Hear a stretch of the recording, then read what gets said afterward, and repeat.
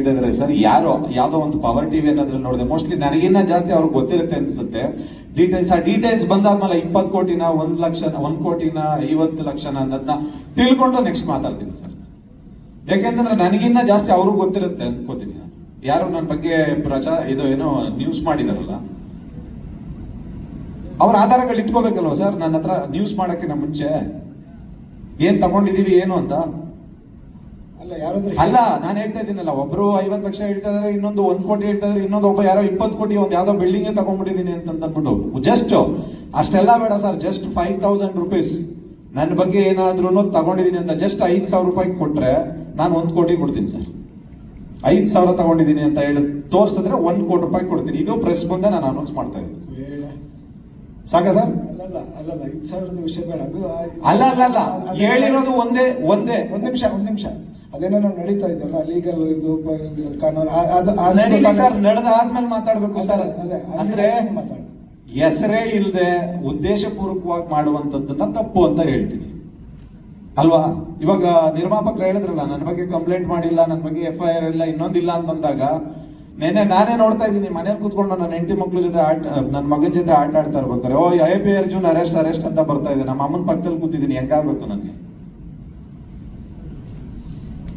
Channel ಅಲ್ಲಿ ಹೌದು ಬರ್ತಾ ಇತ್ತು. ಅರೆಸ್ಟ್ ಅಂದ್ರೆ ಸ್ಟೇಷನ್ ಅಲ್ಲಿ ಕರೆದ್ರು ಅದನ್ನ ಅರೆಸ್ಟ್ ಅಂತ ಗೊತ್ತಿಲ್ಲ. ಇಲ್ಲ ಅದು 15 ದಿನಕ್ಕೆ ಮುಂಚೆ ಅವ್ನ್ ಬಂದು ಯಾರು ತಗೊಂಡು ನಮ್ಮ ಹತ್ರ ಮೋಸ ಮಾಡಿ ಹೋಗಿದ್ನಲ್ಲ ಸತ್ಯರೆಡ್ಡಿ ಅಂತ ವ್ಯಕ್ತಿ, ಅವನ್ ಬಂದು 15 ದಿನಕ್ಕೆ ಮುಂಚೆ ಆ ವಿಚಾರ ಬಸವೇಶ್ವರ ನಗರ ಸ್ಟೇಷನ್ ಅಲ್ಲಿ ಮುಗಿದು ಅವನು ಜೈಲ್ಗೆ ಹೋಗಿ ಅವನು ಬೇರೆ ತಗೊಂಡು ಹೊರಟೋಗಿದ್ದಾನೆ. ಅದಾದ್ಮೇಲೆ ನಿನ್ನೆ ಇದ್ದಕ್ಕಿದ್ದಂಗೆ ನಮ್ಮನ್ ಕರೆದಿಲ್ಲ. ಇವತ್ತು AP ಅರ್ಜುನ್ ಅರೆಸ್ಟ್ ಅಂತ ಮೊನ್ನೆ ಆಗ್ತಾ ಇದ್ದಾನೆ. ಅದು ಯಾವಾಗಲೂ ಹಾಗೆ, ಕಳೆದ ವರ್ಷ ನೆರೆ ಬಂದದ್ದು ಇವತ್ತು ಬರ್ತಾ ಇರುತ್ತೆ.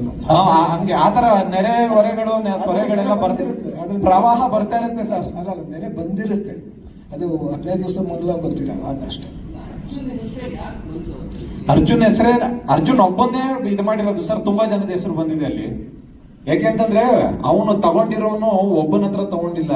ನಮ್ಮ ಸಿನಿಮಾದಲ್ಲಿ ಅಂತಲ್ಲ, 10-15 ಜನದ ವ್ಯಕ್ತಿಗಳ ಹತ್ರ ತಗೊಂಡು ಹೋಗಿದ್ದಾನೆ ಅವನು ಮೋಸ ಮಾಡಿರೋನು. ಬಟ್ ಅರ್ಜುನ್ ಒಬ್ಬನ ಹೆಸರು ಏನಕ್ಕೆ ಬಂತು ಅಂತಂದ್ಬಿಟ್ಟು ಅದಕ್ಕೆ ನಾನು ಕೇಳಿದ್ದು. ಅಂದ್ರೆ ನನಗ್ ಗೊತ್ತಿಲ್ಲ ಸರ್, ಮಾಡಿರೋನ್ನ ಕೇಳ್ಬೇಕು ನೀವು. ನ್ಯೂಸ್ ಯಾರು ಮಾಡಿದಾನಲ್ಲ ಈ ವಿಚಾರದ ಬಗ್ಗೆ ಅವನನ್ನ ಕೇಳ್ಬೇಕು ನೀವು. ಇಲ್ಲ ಬಸವೇಶ್ವರ ನಗರ ಸ್ಟೇಷನ್ ಅಲ್ಲಿ ಹೋಗಿ ಕೇಳ್ಬೇಕು. ಯಾಕೆಂತಂದ್ರೆ ಯಾವಾಗ ನಾನು 2009 ಇಂದ ಸಿನಿಮಾ ಮಾಡ್ತಾ ಇದ್ದೀನಿ ಸರ್.